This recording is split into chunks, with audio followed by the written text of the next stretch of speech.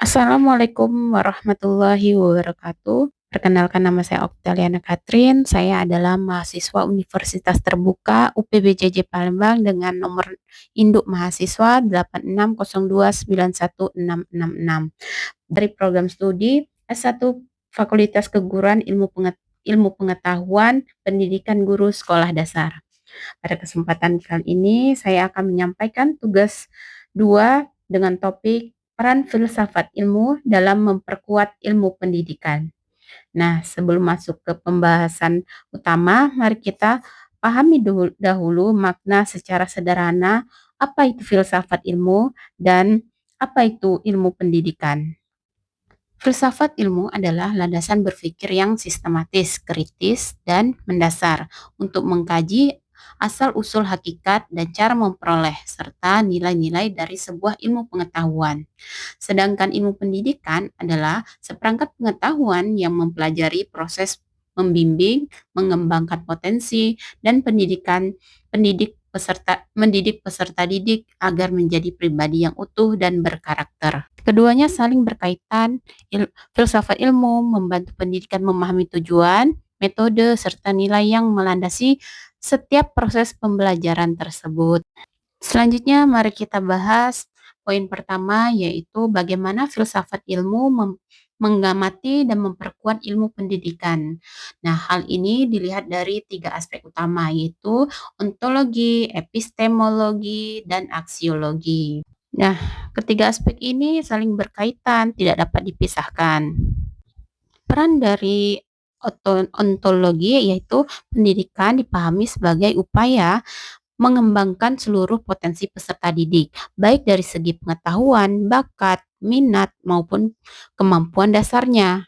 Kemudian, jika sudah diketahui kejelasannya, hakikatnya, kita lanjut ke cara pelaksanaannya, yaitu berkaitan dengan aspek yang kedua, yaitu aspek epistemologi. Nah, aspek ini menjadikan pendidikan berkembang sebagai kedisiplinan ilmu yang teratur, jelas, dan dipertanggungjawabkan secara akademis. Selanjutnya, agar pendidikan ini tidak hilang maknanya, kita hubungkan dengan aspek ketiga, yaitu aksiologi.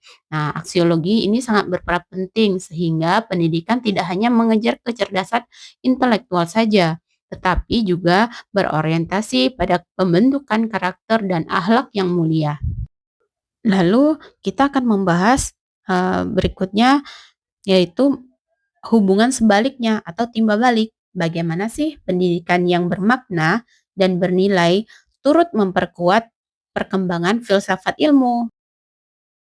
Jadi, pendidikan yang bermakna memberikan pengalaman nyata di lapangan. Hal ini menjadi bahan kajian yang berharga, sehingga pemikiran filsafat ilmu terus berkembang dan tetap relevan dengan kebutuhan zaman.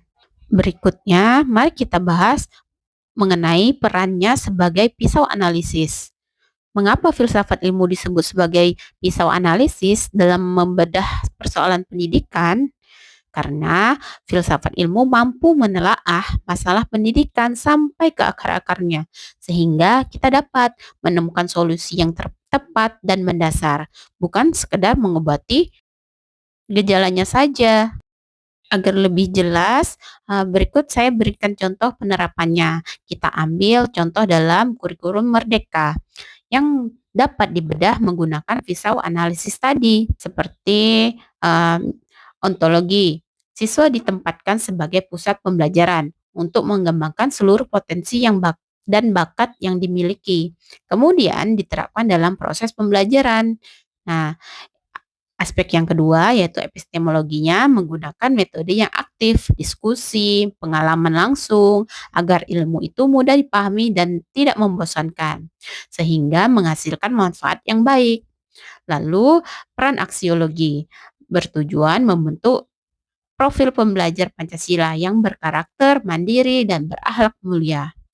Begitu juga pada kebijakan wajib belajar yang menjamin setiap anak berhak mendapatkan pendidikan yang layak, adil, bermanfaat bagi masa depannya.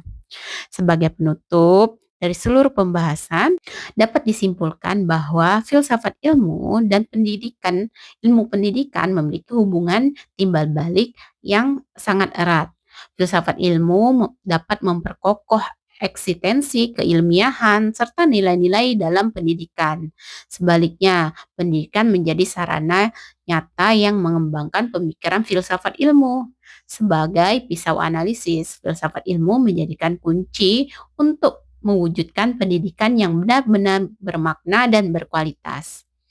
Baiklah, demikianlah pemaparan singkat dari saya. Semoga uraian ini bermanfaat dan dapat membantu wawasan kita semua. Terima kasih atas perhatiannya. Wassalamualaikum warahmatullahi wabarakatuh.